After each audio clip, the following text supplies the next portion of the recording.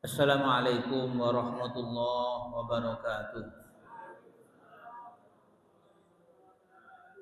Bismillahirrahmanirrahim. Alhamdulillahirabbil alamin wal aqibatu lil muttaqin. Wa la udwana illa 'alal zalimin. Asyhadu an la ilaha illallah wahdahu la syarika la al-malikul haqqul mubin. Asyhadu anna Muhammadan 'abduhu wa rasuluhu as-shadiqul wa'dil amin. Allahumma shalli wa sallim wa barik ala sayyidina wa maulana Muhammadin wa ala alihi wa sahbihi wa barik wa sallim ajma'in, amma ba'd. Al-hudurul kiram, hadirin jamaah sekalian, jamaah salat maghrib Masjid Al-Muhajirin, semoga sama-sama dimuliakan dan dirahmati Allah Subhanahu wa taala. Syukur alhamdulillah pada kesempatan malam hari ini kita masih sama-sama dimudahkan Allah Subhanahu wa taala untuk bisa berkumpul kembali di masjid yang kita cintai dalam rangka salat maghrib berjamaah sekaligus untuk thalabul ilmi sebagai bekal ibadah kita kepada Allah Subhanahu wa taala. Tampaknya malam hari ini agak berkurang jamaahnya. Kecapean lomba 17 Agustus sekali. Jamaah sekalian semoga dimuliakan Allah Subhanahu wa taala. Sebelum kita mulai, mari sama-sama kita buka dan kita awali pertemuan kita dengan bacaan basmalah bersama. Bismillahirrahmanirrahim. Materi yang kita bahas malam hari ini adalah salah satu akhlak yang mulia. Salah satu al-akhlak al-karimah, akhlak yang mulia adalah al-wafa'u bil ahdi, senantiasa menepati janji. Ini merupakan satu akhlak mulia yang diperintahkan oleh Allah Subhanahu wa taala, yang diperintahkan oleh Rasulullah sallallahu alaihi wasallam. Al-wafa'u bil ahdi, menepati janji. Tentu maknanya adalah usaha seseorang untuk senantiasa menepati apa yang telah dijanjikan, baik itu janji kepada Allah Subhanahu wa taala maupun janji kepada manusia. Itulah yang kemudian disebut dengan al-wafa'u bil ahdi, menepati janji. Di dalam bahasa Arab ada makna janji itu, ada wa'dun, ada ahdun. Makanya sering kita dengar al-wa'du dainun, janji adalah hutang. Al-ahdu dainun, janji adalah hutang. Maka termasuk di dalam hadis yang disampaikan oleh Rasul sallallahu alaihi wasallam, al-ahdul ladzi bainana wa bainahum as-shalah faman tarakaha faqad kafara. Perjanjian antara kita dengan orang-orang non muslim itu adalah salat. Faman tarakaha faqad kafara, barang siapa yang meninggalkan sholat maka sungguh dia telah kafir. Jadi ini maknanya sama-sama perjanjian. Lalu bedanya apa antara ahdun dengan wa'dun? Ahdun janji, wa'dun janji. Bedanya kalau wa'dun itu senantiasa dikaitkan dengan pengandaian. Jika saya begini, saya akan begitu. Jika proyek saya berhasil, saya akan nyumbang masjid sekian. Saya berjanji. Saya berjanji jika proyek saya berhasil, saya akan nyumbang masjid ini. Jika saya diangkat jadi menteri, pembiayaan masjid selama 1 tahun saya tanggung semua. Nah, ini satu contoh. Ini termasuk bagian dari janji. Tapi bahasa Arabnya menggunakan wa'dun, bukan ahdun. Jadi maka bahasa Arab itu bahasa yang kaya akan sinonim. Bahasa yang kaya akan mutarodif. Karena banyak kata yang ucapannya sama tapi maknanya berbeda, meskipun perbedaannya itu adalah sedikit. Hadirin jamaah sekalian, semoga dimuliakan Allah Subhanahu wa taala. Di dalam Al-Qur'an Allah Subhanahu wa taala memerintahkan kepada kita hamba-hambanya agar di saat kita berjanji kepada siapapun, maka janji yang sudah kita ucapkan itu kita tunaikan. Janji yang sudah kita ucapkan itu kita laksanakan dalam kehidupan sehari-hari. Maka Allah Subhanahu wa taala katakan, wa aufu bil ahdi innal ahda kana mas'ula. Wa aufu bil ahdi innal ahda kana mas'ula. Wa aufu bil ahdi, penuhilah janji-janji kalian. Innal ahda kana mas'ula, sesungguhnya janji itu akan dimintai pertanggungjawabannya oleh Allah Subhanahu wa taala. Kemudian di dalam apa ayat yang lain Allah Subhanahu wa taala juga sampaikan alladzina yufuna bi ahdillahi wa la yanqudunal mitsaq. Alladzina yufuna bi ahdillahi wa la yanqudunal mitsaq. Orang-orang yang senantiasa memenuhi janji-janji Allah Subhanahu wa taala. Orang yang senantiasa memenuhi janji mereka kepada Allah Subhanahu wa taala wala yanqudunal mitsaq, dan mereka tidak pernah melanggar janji-janji yang telah disampaikan oleh mereka. Jadi ini ya kalau kita lihat ya jamaah sekalian, semoga dimuliakan dan dirahmati Allah Subhanahu wa taala. Jadi apa yang disampaikan oleh Allah Subhanahu wa taala merupakan satu perintah kepada kita ya, sehingga ketika kita berjanji dengan siapapun maka wajib hukumnya janji itu kita mesti tepati, janji itu kita penuhi. Maka di saat kita tidak memenuhi janji itu, maka konsekuensinya kita adalah menjadi orang-orang munafik. Makanya yang disampaikan oleh Rasul sallallahu alaihi wasallam dalam hadisnya, ayatul munafiki tsalasun, tandanya orang munafik itu ada 3. Idza haddatsa kadzaba, jika dia berbicara maka dia bohong. Wa idza tumina khana, ya jika dia dikasih amanah khana, dia mengkhianati. Ya wa idza wa'ada akhlafa, apabila dia berjanji akhlafa, dia tidak pernah menepati janjinya. Jadi ini konsekuensi ketika seseorang berjanji kepada siapapun, apakah itu berjanji kepada Allah ataupun berjanji kepada manusia, kemudian janji itu tidak dipati, maka itu jelas dia telah menyerahkan dirinya, telah melibatkan dirinya termasuk kategori orang-orang yang munafik. Ya ini termasuk kategori munafik. Munafik itu di dalam Islam ada 2. Ada munafik asghar, ada munafik akbar. Munafik asghar itu tentu munafik yang sering terjadi di antar kita ini. Kalau janji cuma ngomong doang, no action. Janji mana janjinya nggak pernah ditepatin. Ya. Maka ini salah satu salah satu cirinya adalah munafik ya. Jadi ini namanya munafik amali. Ini contohnya ya munafik amali. Jadi munafik amali ya seperti ini. Maka kita mesti harus hati-hati dengan orang-orang yang suka berjanji kadang-kadang tidak ditepati. Ini kita yang mesti harus hati-hati. Maka janji politisi itu ya termasuk bagian-bagian dari ini. Belum tentu apa yang dijanjikan itu, belum tentu. Namanya juga janji, ya. Tetapi kalau sudah yang namanya munafik, ya, jadi munafik i'tiqadi, munafik keyakinan, itulah yang diancam oleh Allah Subhanahu wa taala dalam Al-Qur'an, innal munafiqina fid darkil aswali minan nar, sesungguhnya orang-orang yang munafik itu berada di bagian yang paling bawah dari neraka ini. Ini yang dimaksudkan adalah munafik i'tiqadi. Siapa mereka? Alladzina yubtinul kufra wa yudhirul Islam. Orang-orang munafik i'tiqadi ini adalah orang-orang yang menampakkan keislaman tapi sesungguhnya mereka menyembunyikan kekufuran di dalam hati. Munafik inilah yang membahayakan dalam kehidupan Islam.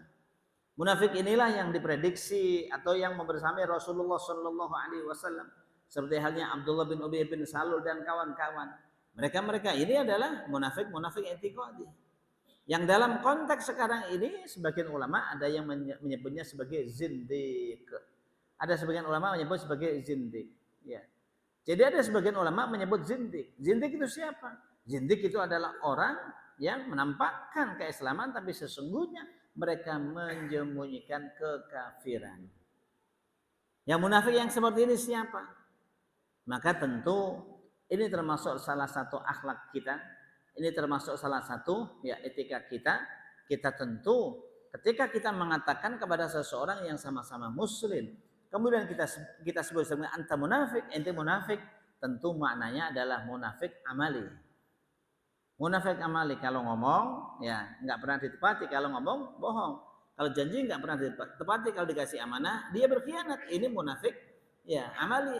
Tapi kalau kemudian mereka yang betul-betul sudah di luar nalar, dia memang tidak senang. Karena tandanya orang-orang munafik i'tiqadi, ketika ada orang Islam sedang menghadapi atau sedang mendapatkan kemuliaan, justru mereka menjadi berang.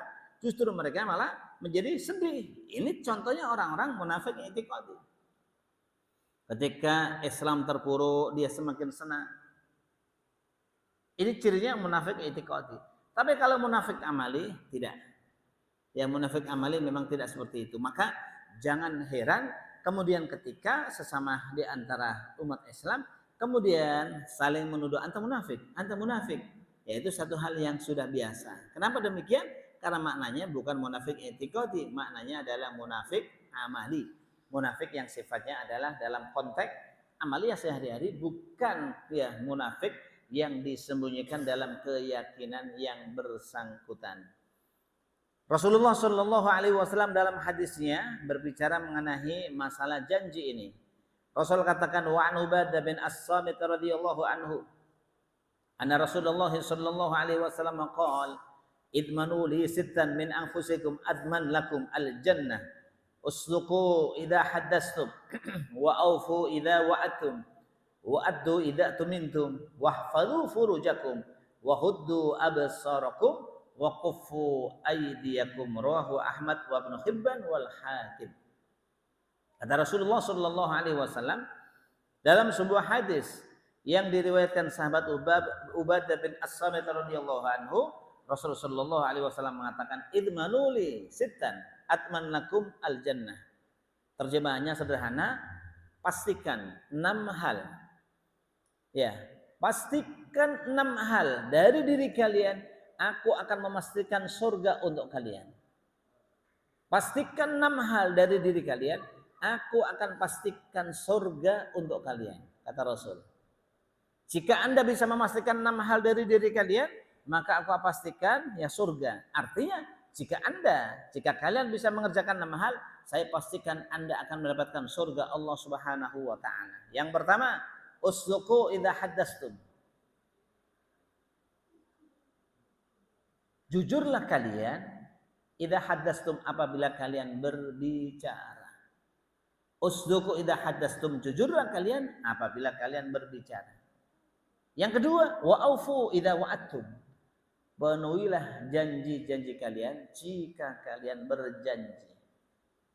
Yang ketiga, wa'addu idza tumintum. Laksanakan amanah sesuai dengan kemampuan kalian. Idza tumintum, jika kalian dipercaya, jika kalian sedang dikasih amanah oleh seseorang ataupun oleh orang lain. Yang keempat, wahfadhu furujakum. Peliharalah farji-farji kalian.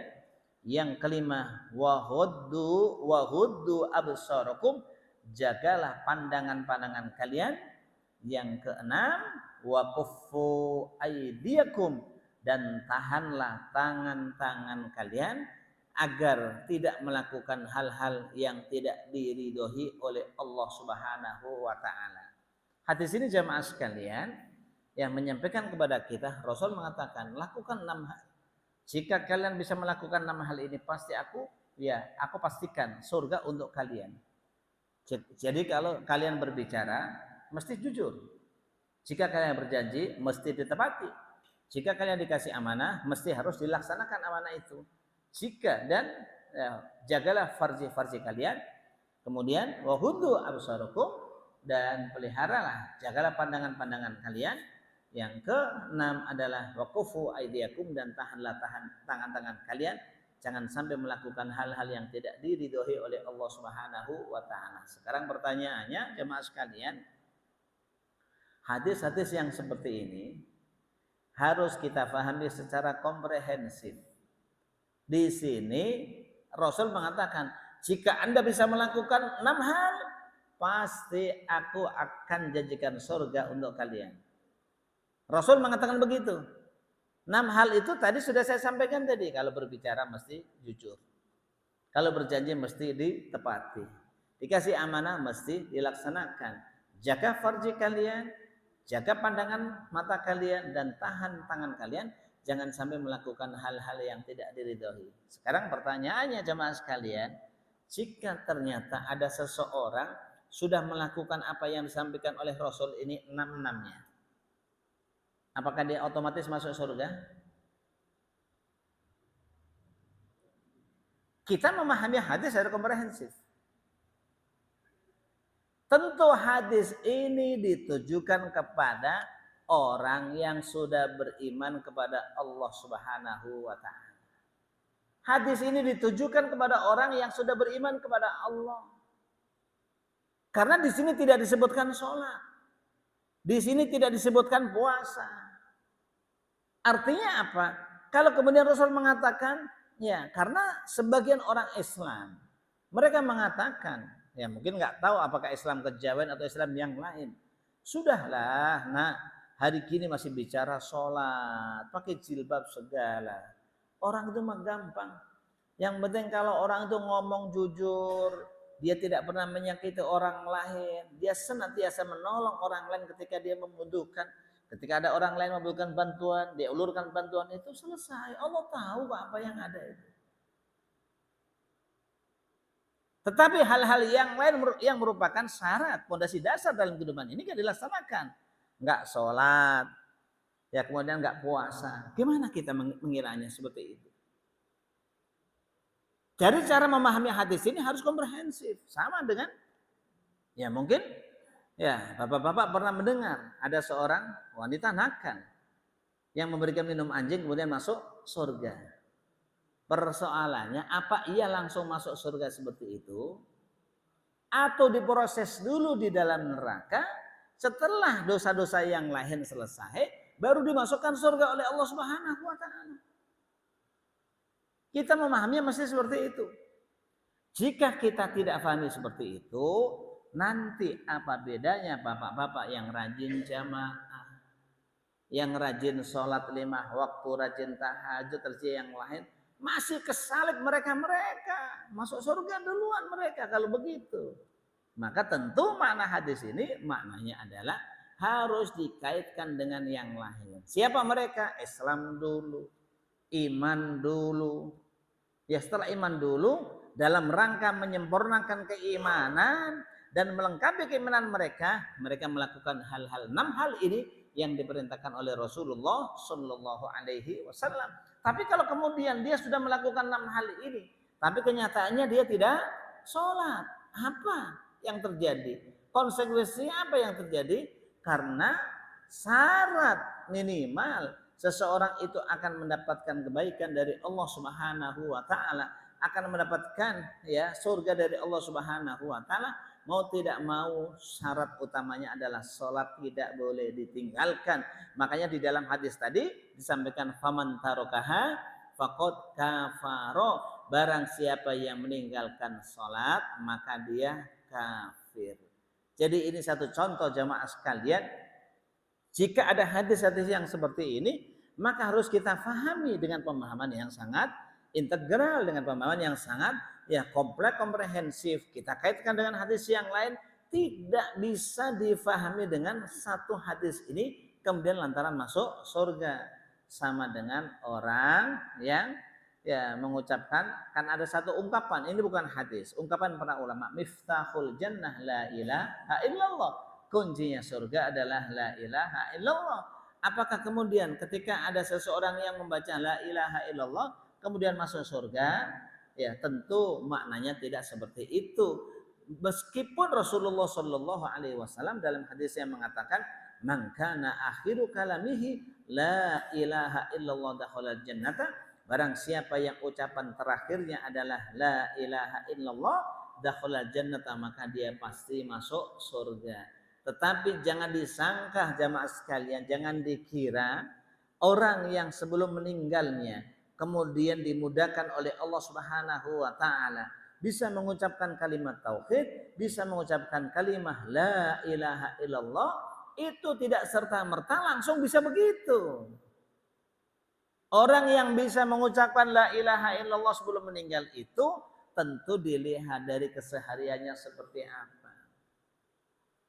Kalau keseharian dia sudah dekat dengan Allah Subhanahu wa taala, dengan melaksanakan semua perintah Allah Subhanahu wa taala, dia menjauhi larangan Allah Subhanahu wa taala, maka otomatis dia dimudahkan oleh Allah Subhanahu wa taala untuk mengucapkan la ilaha illallah sebelum meninggalnya. Tapi kalau kemudian dia jauh dari Allah Subhanahu wa taala, Bahkan mohon maaf dia tidak beriman kepada Allah Subhanahu wa taala. Disuruh mengucapkan la ilaha illallah, meskipun yang menuntun itu bukan orang sembarangan, meskipun yang menuntun itu adalah orang yang sangat dekat dengan Allah Subhanahu wa taala, seperti yang dilakukan Nabi Shallallahu alaihi wasallam kepada Abu Jahal. Gagal juga pula Abu Jahal. Nabi kan menuntun bukan Abu Jahal, Abu Thalib. Ya. Jadi artinya Abu Thalib karena belum pernah ikrar keislaman di hadapan Rasul Shallallahu alaihi wasallam, maka Abu Thalib meskipun jasanya banyak luar biasa jemaah sekalian. Kalau kita lihat jasanya Abu Thalib kurang apa? Dibandingkan dengan kita, jasanya Abu Thalib dengan Rasul nggak tanggung-tanggung. Yang merawat Rasul, menghidupi Rasul, yang menjadi wakilnya orang tuanya Rasul itu adalah Abu Thalib. Yang mendidikan Rasulullah Muhammad dengan Khadijah itu adalah Abu Thalib. Sehingga secara kemanusiaan Rasul itu merasa berhutang budi kepada Abu Thalib. Wajar ketika Rasulullah Shallallahu alaihi wasallam melihat sang paman kemudian sudah mendekati ajalnya dalam kondisi sakaratul maut, maka Rasul Shallallahu alaihi wasallam berusaha mencoba mentalkinkan Abu Thalib dengan kalimat, wahai pamanku, bacalah la ilaha illallah kalimatun uhaju biha rabbi, sebagai satu kalimat yang aku akan jadikan hujah di hadapan Tuhanku nanti. Ternyata di saat Rasul menuntun seperti itu, tiba-tiba Rasul yang langsung ditegur oleh Allah Subhanahu wa taala. Allah turunkan ayat yang ke-56 dari surat Al-Qasas, innaka la tahdi man ahbabta walakinallaha yahdi man yasha. Sesungguhnya engkau Muhammad tidak akan bisa memberikan petunjuk kepada orang yang engkau cintai, tetapi Allah Subhanahu wa taala akan memberikan petunjuk kepada orang yang dikehendaki. Jadi artinya apa? Dimudahkannya seseorang untuk bisa mengucapkan la ilaha illallah tidak serta-merta karena dekat dengan orang yang dekat dengan Allah. Tidak, tapi mau tidak mau harus berawal dari perjuangannya, berawal dari amaliyahnya, amal soleh yang dilakukan dalam kehidupan sehari-hari. Maka jangan salah kalau kemudian ada orang yang begitu sudah menjelang sakaratul maut, sudah dituntun la ilaha illallah, tapi tetap keluh juga lidahnya itu. Susah, mulutnya mingkem kagak mau. Kenapa demikian? Kita tidak tahu. Karena kalau orang sedang sakaratul maut itu pasti dikawal. Satu dikawal oleh malaikat, satu lagi dikawal oleh setan. Setan itu sangat luar biasa begitu godaannya.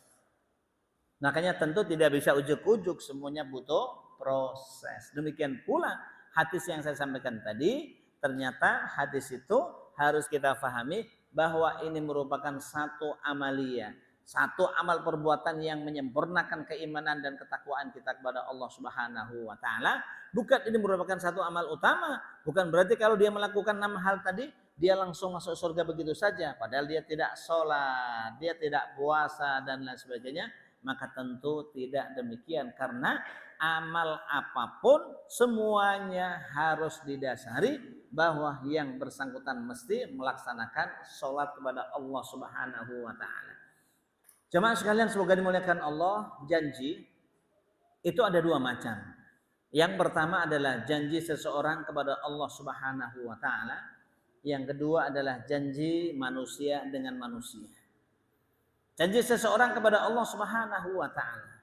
Di dalam surat Al-A'raf 172, kita masih ingat di saat kita masih berada di alam arwah, sebelum Allah Subhanahu wa taala menciptakan manusia ini, roh-roh sudah disiapkan oleh Allah Subhanahu wa taala. Berapa jumlahnya? Tentu jumlahnya hanya Allah Subhanahu wa taala yang mengetahuinya.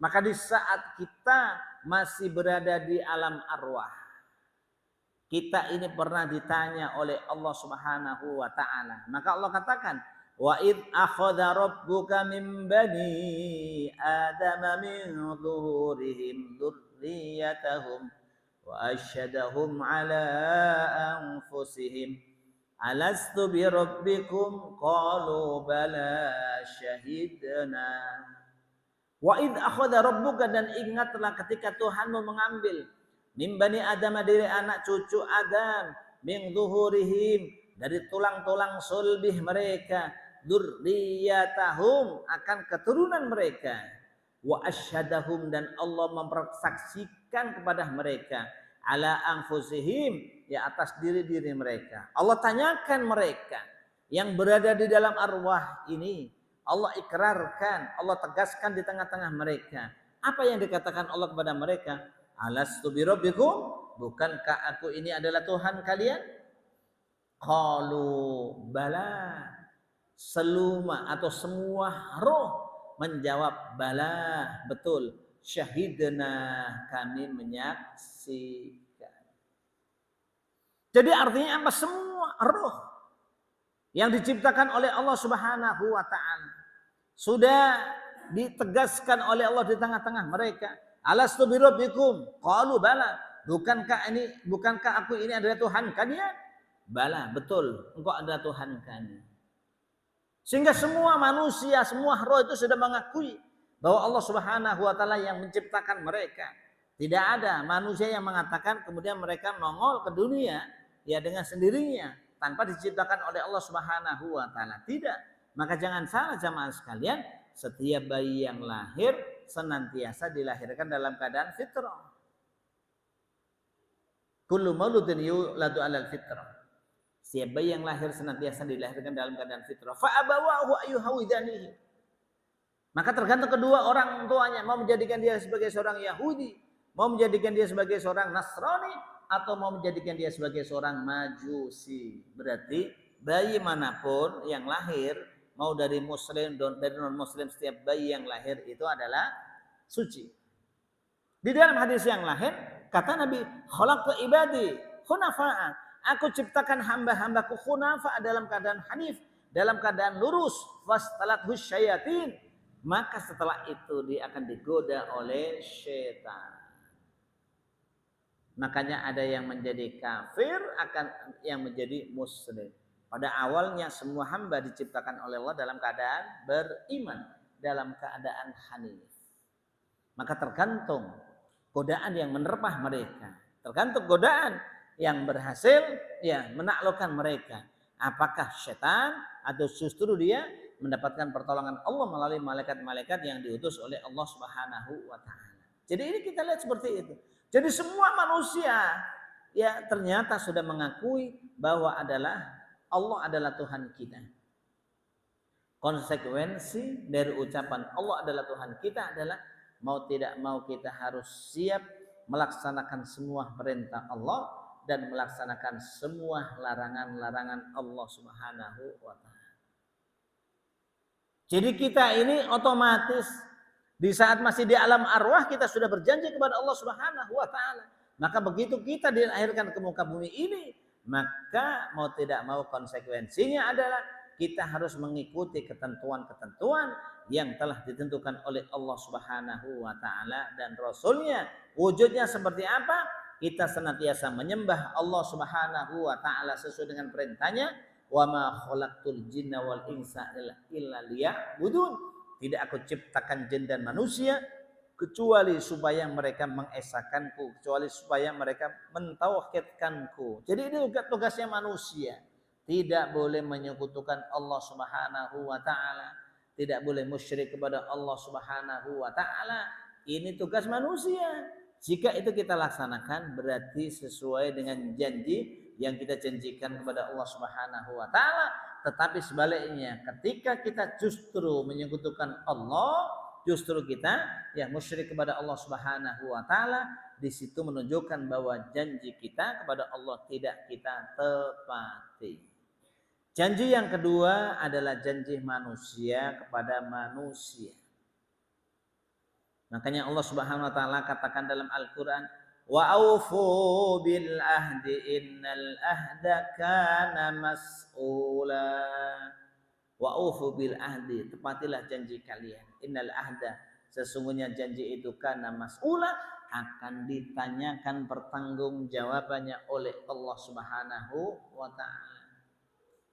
Yang berjanji mau nyumbang ke masjid segera tunaikan janjinya. Yang berjanji mau ngasih makan siang gratis, tunaikan janjinya. Jangan janjinya 15.000 menjadi 7.000. Nah itu ya, belum apa-apa udah 7.000 itu kan ya. Jadi yang mau janji yang mau ngasih ya, tunaikan janji. Ini janji kita kepada Allah Subhanahu wa taala, janji kepada manusia. Dan ingat, kita kembali kepada hak Allah dengan hak manusia. Kalau janji kita kepada Allah Subhanahu wa taala kadang-kadang terlewatkan. Allah masih Ghafurur Rahim. Kita sudah janji tidak menyekutukan Allah. Kita janji melaksanakan semua perintah Allah Subhanahu wa taala, tapi kadang-kadang dalam pelaksanaan perintah Allah itu masih terabaikan. Kadang-kadang sholatnya masih bolong-bolong. Dulu ketika masih aktif ya. Sekarang kalau bolong ya naudzubillah min dzalik. Kalau dulu kan begitu, kadang-kadang berangkat sebelum subuh. Udah berangkat. Subuhnya di mana? Di kantor. Ya, jam berapa di kantor subuhnya? Ini artinya apa? Manusia kadang-kadang seperti itu. Kadang-kadang puasanya juga kelewatan juga. Habis pekerjaan banyak banget pas lagi Ramadan nggak kuat saya. Akhirnya puasa dilanggar, ditinggalkan. Kita ingat kalau urusan hak itu dari Allah kepada kita atau dari kita kepada Allah, maka kaidahnya huququllahi mabniyatun alal musamahah. Hak-hak Allah Subhanahu wa taala senantiasa didasarkan pada kemudahan. Masih ada ruangnya karena Allah Ghafurur Rahim. Allah Maha Pengampun lagi Maha Penyayang. Meskipun disampaikan oleh Allah juga, Nabi ibadi anni anal Ghafurur Rahim wa anna adabi wal adabul alim. Sampaikan kepada hambaku, aku adalah Maha Pengampun lagi Maha Penyayang, tetapi siksaanku juga adalah siksaan yang sangat pedih. Meskipun Allah mengatakan siksaanku siksa sangat pedih, itu pada hakikatnya kalau kita salah sama Allah, kita memang konsekuensinya dihukum oleh Allah Subhanahu wa taala, dimasukkan neraka oleh Allah Subhanahu wa taala, tapi direndam dalam neraka selama atau sebesar kesalahan dan pelanggaran kita kepada Allah Subhanahu wa taala. Setelah itu kita akan diangkat, dimasukkan ke dalam surga Allah. Tapi kalau kita janji kepada manusia, kita tidak tepati janjinya, kita langgar perjanjian itu, tipikalnya manusia, nggak ada yang Ghafurur Rahim, nggak ada Pak. Yang ada itu ketika di dunia saya maafkan deh, selesai. Maka mumpung kalau masih ketemu di dunia, kalau memang kita merasa punya maaf, minta maaf. Punya salah minta maaf. Itu forumnya di dunia, kesempatannya di dunia. Tapi kalau kita kelewatan, tidak minta maaf kepada manusia karena kesalahan kita, sehingga kita terburu atau keburu meninggal, maka ujung-ujungnya manusia itu akan merongrong kebaikan-kebaikan yang kita lakukan selama ini. Dan itu sering ya saya sampaikan terkait dengan yang namanya al-muflis, orang yang bangkrut. Kenapa bangkrut? Amal solehnya banyak sekali, luar biasa. Sedekahnya, sholatnya, semuanya bagus. Tapi ternyata pahala sholat, sedekah dan lain sebagainya digerogoti oleh orang-orang yang selama ini menjadi korban omelan dia, menjadi korban sakit hati karena ulahnya dia. Mereka mengambil kebaikan-kebaikan yang ada. Jadi itu bedanya manusia dengan Allah Subhanahu wa taala. Maka janji ada dua, janji kepada Allah kita laksanakan, janji kepada manusia mesti lebih harus dilaksanakan karena urusannya manusia itu tidak selesai di dunia, akan dibawa di akhirat. Kalaulah Allah janji kepada Allah, mungkin barangkali ya lupa di dunia, nggak tertunaikan, sehingga mau tidak mau masih ada Ghafurur Rahim selama kita tidak menyekutukan Allah Subhanahu wa taala. Kalau kita sudah menyekutukan Allah Subhanahu wa taala, kita meninggal sebelum sempat bertobat kepada Allah Subhanahu wa taala, maka jelas kita diancam masuk neraka selama-lamanya, tidak pernah akan keluar dari surga. Jamaah sekalian, ya semoga dimuliakan Allah Subhanahu wa taala. Ya sekarang satu contoh, contoh bagaimana janji dalam kehidupan Rasul Shallallahu Alaihi Wasallam.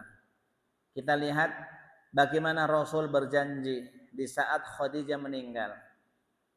di saat Khadijah meninggal, salah satu bentuk Rasul memenuhi janji beliau adalah annahu kana yukrimu sadiqati zaujati Khadijah radhiyallahu anha ba'da mautiha, bahwa Rasulullah sallallahu alaihi wasallam memenuhi janjinya begitu atau setelah Khadijah meninggal, beliau masih memenuhi janji-janji kepada teman-temannya Khadijah.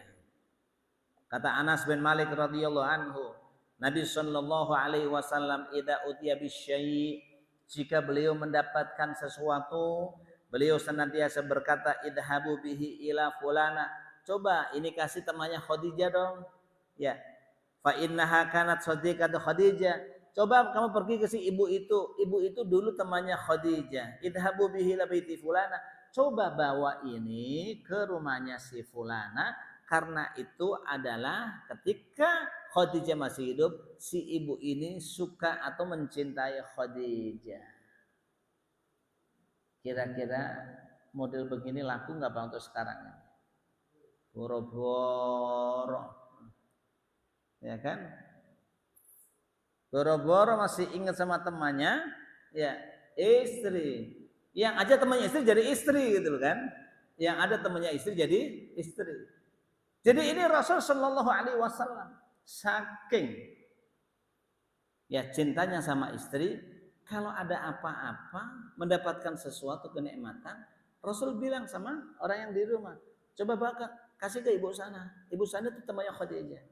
Kasih ibu sana. Dulu ibu itu ketika Khadijah masih hidup senang sama Khadijah.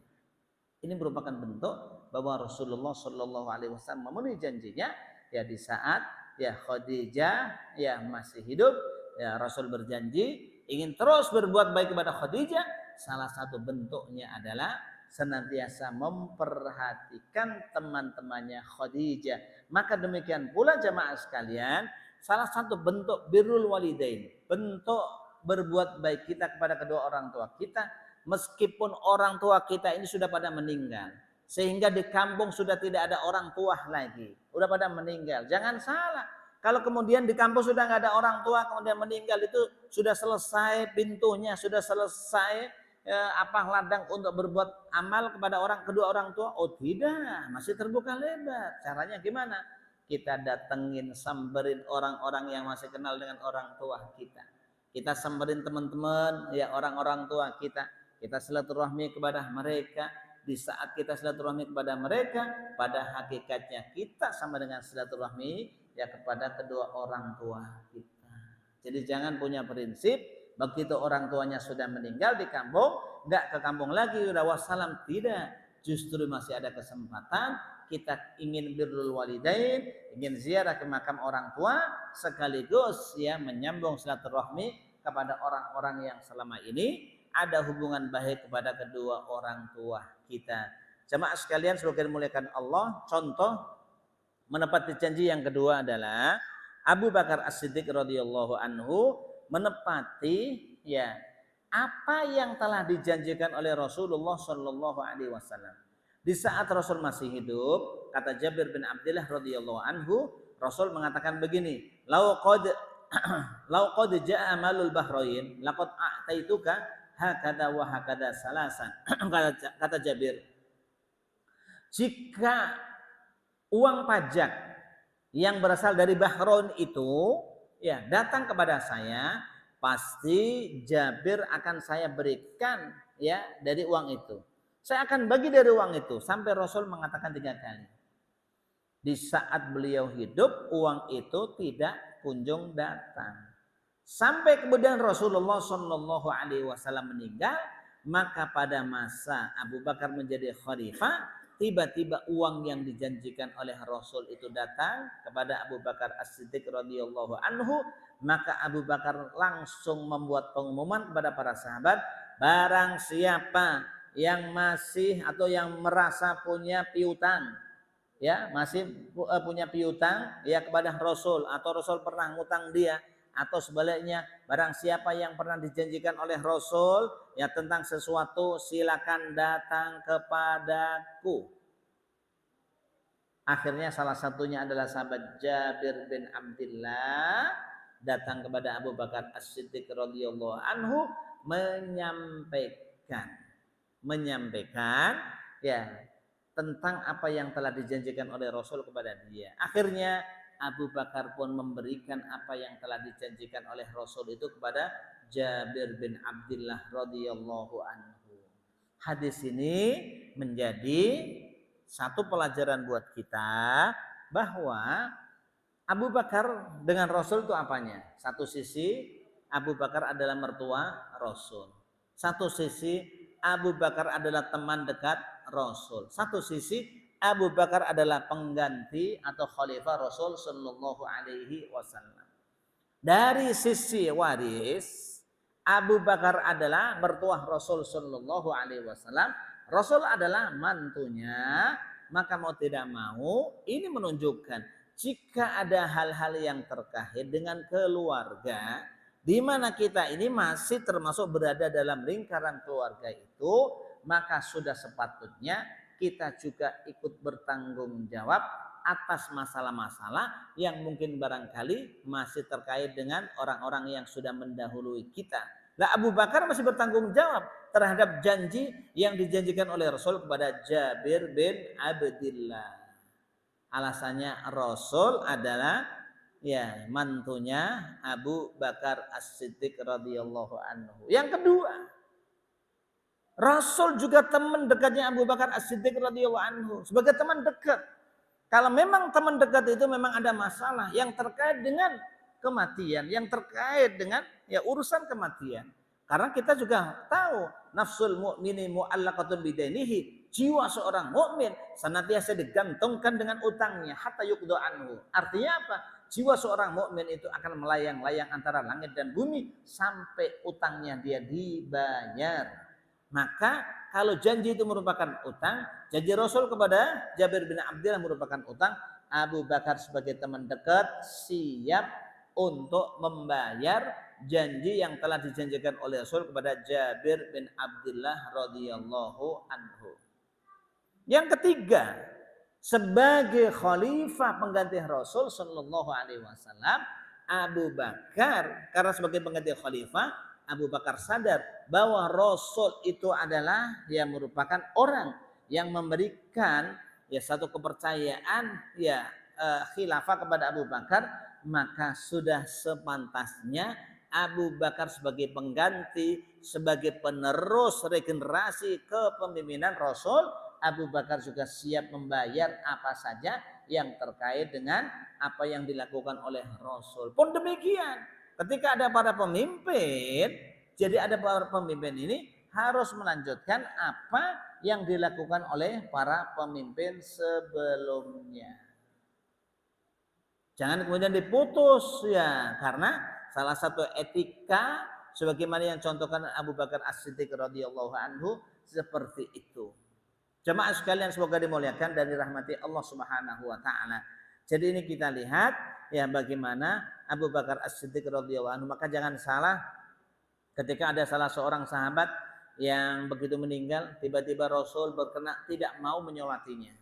Alasannya apa Rasul? Kenapa tidak mau menyolati? Limada ya Rasulullah la tusolli alaihi. Wahai Rasul, mengapa Anda tidak mau menyolati dia? Alasannya adalah li'anna alaihi dain. Karena sahabat itu punya utang. Akhirnya teman almarhum di antara sahabat yang menjadi teman almarhum, ya Rasulullah, ana sa'aqdi anhu dain, saya yang akan membayar hutangnya dia. Maka akhirnya ketika salah seorang teman almarhum yang belum disolati oleh Rasul itu berkenan akan membayar hutangnya dia, baru Rasulullah Shallallahu Alaihi Wasallam berkenan menyolati mayat tersebut. Ini menunjukkan bahwa pertemanan itu bukan hanya sekedar ingin mendapatkan manfaat, tapi pertemanan itu diharapkan bisa berjalan ya dan berlangsung sampai kehidupan akhirat nanti. Jangan sampai pertemanan itu hanya berlangsung di dunia saja. Giliran temannya segala sesuatu yang bisa dimanfaatkan pada dekat semua. Ketika temannya terpuruk satu-satu pada menjauh. Nah, ini bukan tipikal teman-teman yang baik. Maka teman yang baik itu maknanya seperti apa? Kenapa sampai teman bisa memberikan syafaat kepada ya teman yang lain? Ini adalah yang dimaksudkan teman yang baik. teman-teman yang soleh, teman-teman yang siap berteman di saat duka, di saat bahagianya, teman-teman yang siap berteman di dunia maupun di akhiratnya.